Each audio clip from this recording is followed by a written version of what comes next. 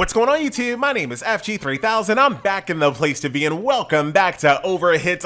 Ladies and gentlemen, we have a pink elephant in the room wearing a costume that'll run you about $29.99. So let's not waste any time whatsoever. Let's jump right into the newest patch update, which added costumes to the game. And as you guys can see, they're not even trying to hide it whatsoever. These are paid costumes which have stats attached. We are in the midst of CostumeGate 2.0. This is not a drill. Nexon saw what happened in Netmarble when it came to Knights Chronicle. They saw that Knights Chronicle went from one of the best hero collectors on the market to tumbling down to obscurity after they added paid costumes to the game. And Nexon was like, you know what? Hold my beer. How many times do we have to teach you this lesson, old man? So here we are, paid costumes. So basic outfits are in the game, which have no stats. They're basically recolors, but I have no problem with this whatsoever. Put basic outfits in the game, put cosmetics in the game, nobody cares. However, here we are.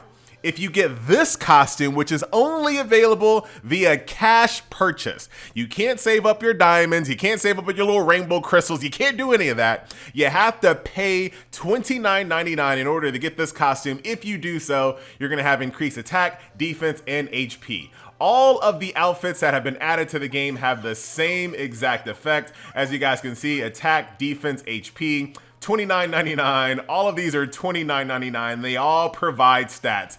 How do you watch what happened to Knights Chronicle and say, you know what? We want some of that. And not for nothing, because Overhit, and I don't know anything about the overseas version of Overhit, but I know that people that have played the overseas versions of Overhit know that the global version has already kind of started off on rocky terms, and they add this on top of that pile. So it's not looking good for Overhit, ladies and gentlemen. It just is not.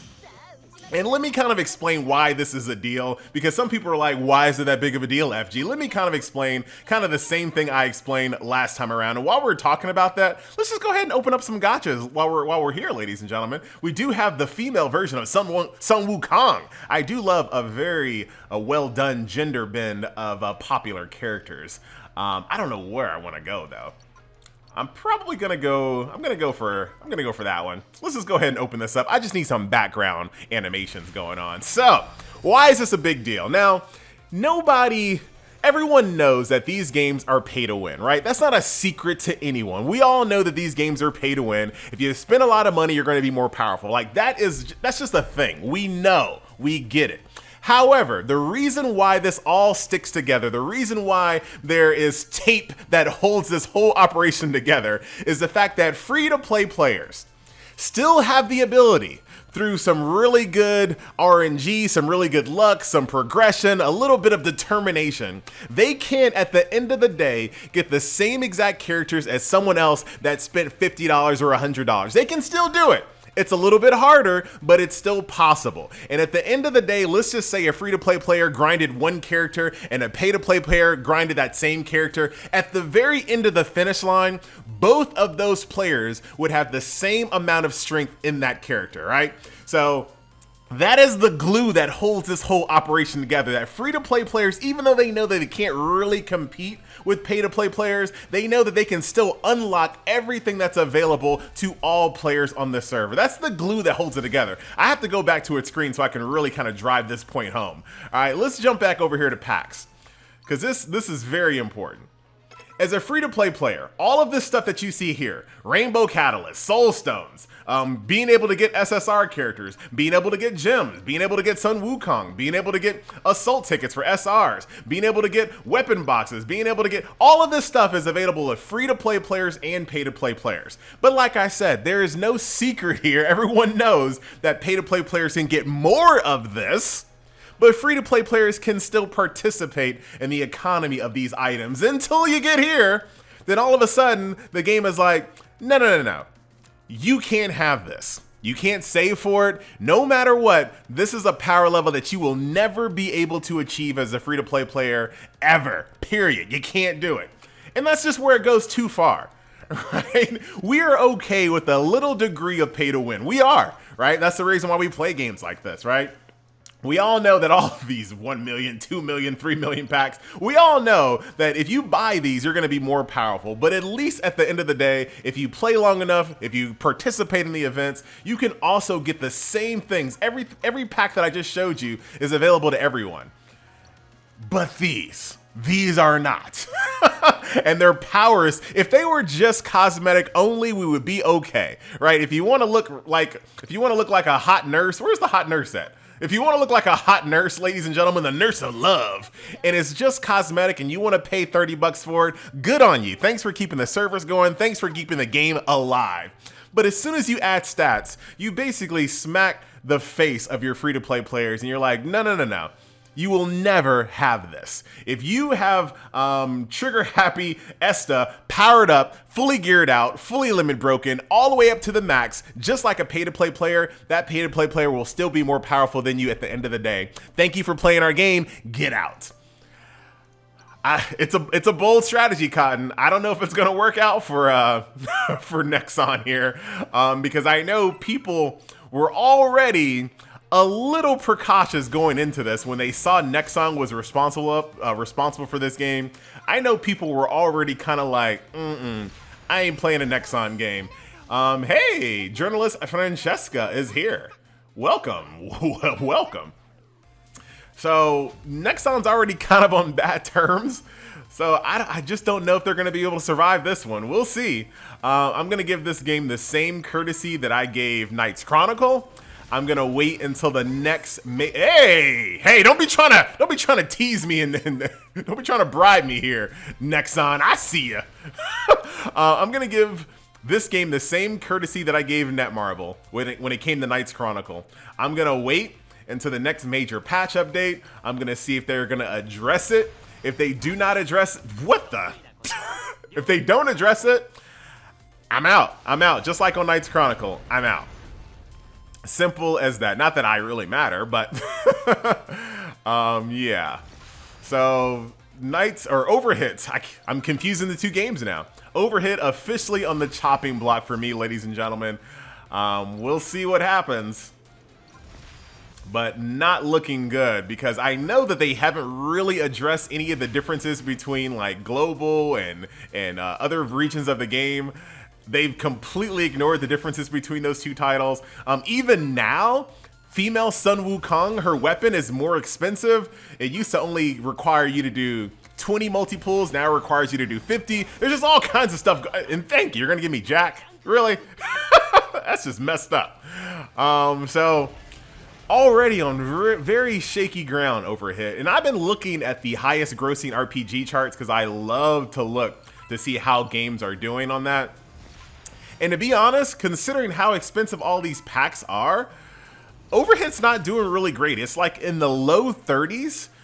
It's behind quite a few games that it should be absolutely wiping the floor with, considering the production value of this game. It's not doing super well on the high grossing charts. And a reason why I don't think the game is doing well, besides all of the costumes, this is just too much.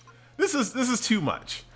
Right, there's too many packs in this game, and there's a thing called overwhelming your customer. If you give your customer way too many options, they're more likely to just walk away by not buying anything. And that's the reason why a lot of companies, if you look at their websites, when they try to display their products, the way they do it, they try to do it like good, better, best. Here's a good, better, and best option. They want to kind of minimize the things that you have to look at, because the more options you give people, it's not the better. It's actually worse to give people tons and tons of options because it's just confusing. And you get so inundated and you're like, you know what? I don't want to buy any of this because I'm scared that I'm going to buy like the wrong thing. And I think that's basically what's happening with Overhit and the reason why it's not at the top of the charts, which it really kind of should be. I like that. Very nice. Celestia in the house. It really kind of should be, considering the like I said, the production values of this game. It should be way higher than it is. But I think that's part of the reason. I don't know what's going to happen this time around. Because Sun Wukong's a really cool character. So one of two things can happen right now. This game can absolutely blow up as far as just making money thanks to these really cool characters. The banners right now are really awesome. Very cool characters have been added to the banner, so maybe that will help. Or people are gonna they're gonna get wind of CostumeGate 2.0 and be totally turned off from the game and not spend a dime. I'm gonna be very curious to see. Oh my God, I gotta get a cool character. I'm so mad about this. Come on, Nexon, are you serious? Man, I'm so mad. Why am I clicking that like I actually have more than that? I got a freaking cool character that I like. Where's her costumes? I'm totally fine with these basic costumes. Just take them out. Just take them out, Nexon. Oh boy, who else did we get that's brand new? I want to take a look at them. Got Luna here. All right, that's a lolly I can get behind. Those creepy lollies are long gone, so I'm very happy about that. And then we have our event girl here. There she is. So yeah, good luck to Overhit. Like I said, same exact courtesy that I gave Knights Chronicle. I will be around until at least the next, you know, major patch update or so to kind of see if they address it, if they do something. Maybe they make those costumes available in other ways, in event type of fashion. I don't know. It's possible. I don't want to completely write them off as soon as I see this, but they are on notice, ladies and gentlemen. This is my little farming team right here. As you guys can see, I need to switch out some people. But they are officially on notice from me, at least. So that is that. Ladies and gentlemen, boys and girls, Nexon being Nexon, this is Overhit, CostumeGate 2.0. We're in the midst of it. This is not a drill.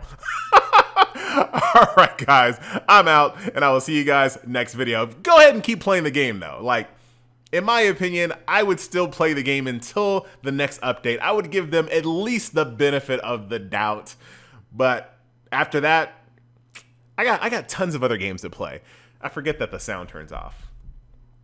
There we go. I got plenty of games to play right now. I don't need Overhit. So if this is the direction that the game is headed in, count me out. To the next video, guys. Later.